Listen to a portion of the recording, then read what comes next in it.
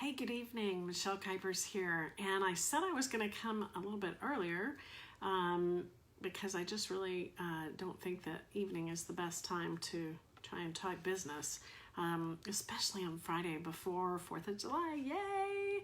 It's a great weekend coming up. I hope everybody has good plans. Listen, have you ever had a problem where you just didn't feel heard? Whether it be in business or family, and you just weren't taken seriously. So that has happened to me at work, but also in my family. I am the baby of the family of 4, and I was just not taken seriously. I was treated as the baby of the family. Oh, she doesn't know anything. Not to that extreme, but that's how I felt. And so I have struggled with this, and I wanted to share what I've done to overcome that and to be heard and to be taken seriously in business and in my personal life. So let's get right to it. Number 1, and as always, I have notes, but number 1, don't use too many fancy words. I know that I used in business especially, you want to sound like you know what you're talking about, thinking that they're going to listen to you. And I think that we tend to overcomplicate, and it comes across as not real, like we don't know what we're talking about. So I'm not saying dumb it down, not at all, but be direct. Don't use those fancy words, because people see through that and they see, oh, she's trying too hard. So be direct. Don't obscure the message, with those fancy words, those sayings, that type of thing.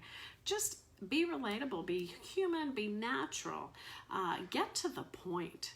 I know that one of my mentors has said, speak human.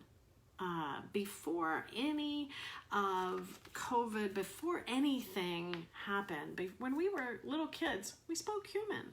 Speak human, be direct and straight to the point.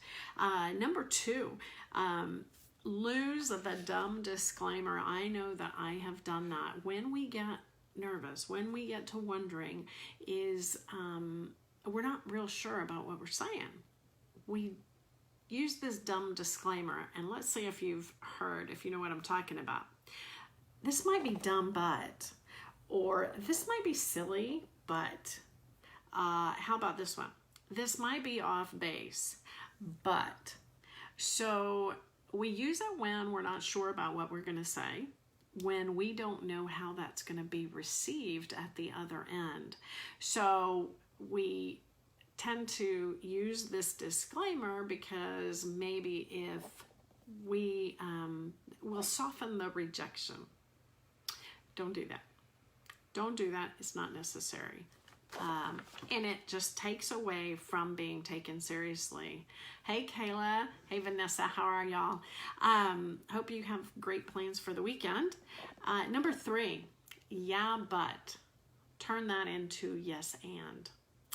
And I know that I do this a lot. I do this with my husband. I do this with my family.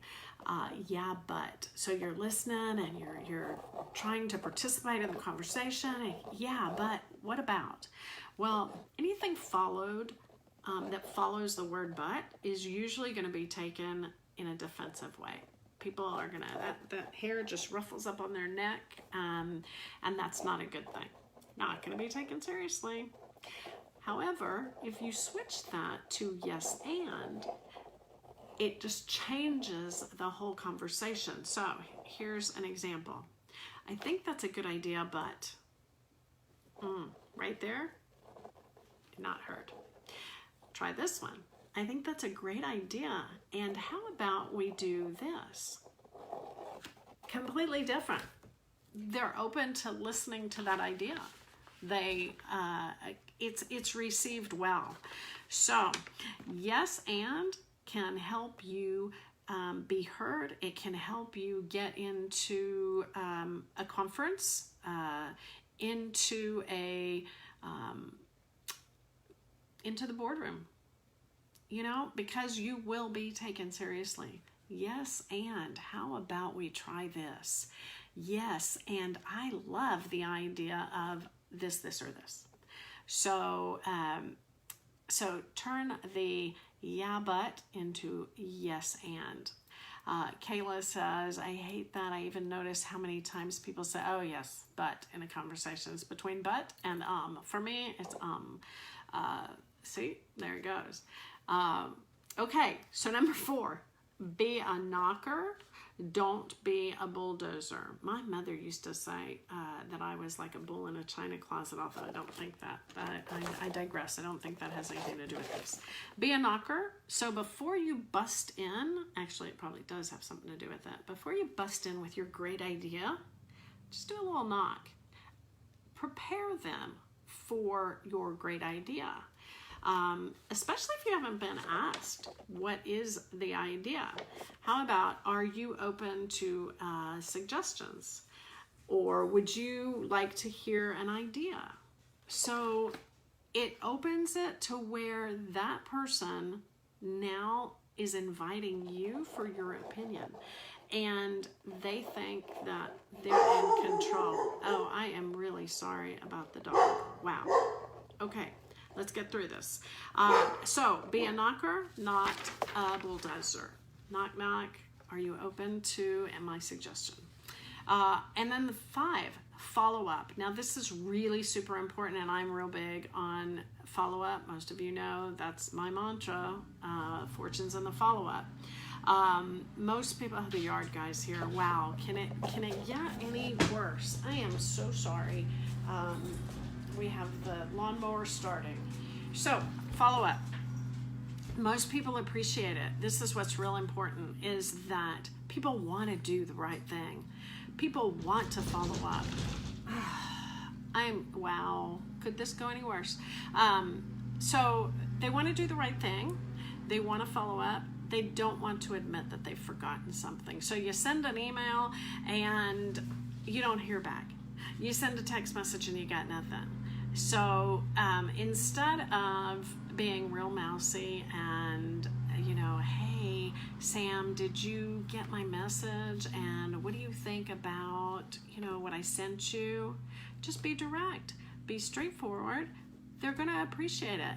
So it's more like, hi, Sam, I'm following up on XYZ. In case you missed it, I'm attaching another copy. I'd be happy to walk you through it. So what in summary, follow up, be direct. People will appreciate it. They want to do the right thing. They don't want to realize they've forgotten. They don't want to have to admit they forgot to do something. Okay, so to recap, 1, fancy words. Don't do it. Don't use the fancy words unless it fits into the conversation and it truly requires those words. 2 is lose the dumb disclaimer.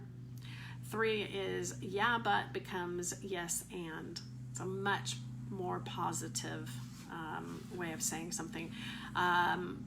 Be a knocker, not a bulldozer. And 5 is follow up. So if this was helpful in any way, which I hope it was, please share or like. I would love to hear from you in your messages. Let me know if you've ever not been taken seriously and what you did, what had the most impact, and how you fixed that problem. And then the other thing I'd like to say is that this book for me, Power of Human Connection, has been super helpful in my business communications and how I get through just different scenarios of how to follow up. And I would love to give you a copy of this book, real book. Just put a note in an instant message to me. Just say communication, and I'm happy to send it out to you. So thank you. I hope you guys have a great 4th of July, and I'll be here tomorrow, and have a good one. Bye.